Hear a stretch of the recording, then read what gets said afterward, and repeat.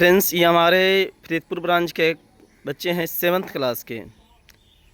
हमारे संस्था स्कूल में 3-4-1 वाला बच्चे 10 वर्ड मीनिंग सुना देते हैं, लेकिन 7th क्लास के बच्चे हैं जो सरकारी स्कूल में पढ़ते हैं और उन बच्चों से 10 को वर्ड मीनिंग याद नहीं होता। जो हमारे कन LKG मतलब कह सकते हैं कि LKG से जितने भी ऊपर बच्चे हैं डेली सुनाने की कोशिश कर रहे हैं, लेकिन इस 7 क्लास के बच्चे नहीं सुना पा रहे हैं।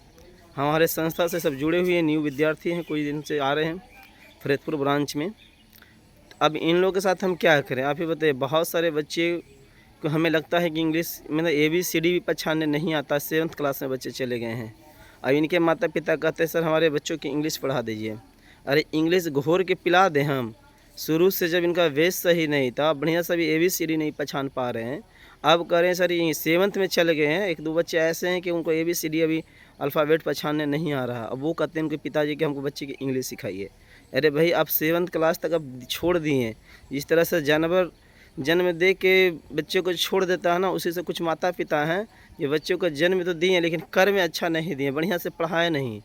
हम जितने भी माता पिता हैं सभी से भी कहना चाहते हैं कि आप भूखे रहिए, खाने के लिए आपको थाली बेचना पड़े तो बेच दीजिए, लेकिन अब बच्चों के अच्छी शिक्षा ज़रूर दें, क्योंकि आगे जाके इस तरह से परेशानियां ना हो।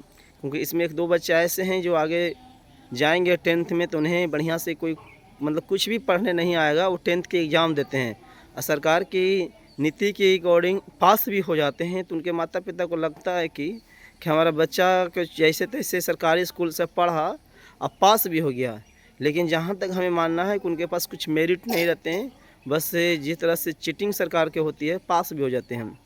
आप इनको बताइए 10 को वर्ड मीनिंग याद नहीं है। ADN विजन कम्परेटिव क्लास नगर नौसा। Thank you.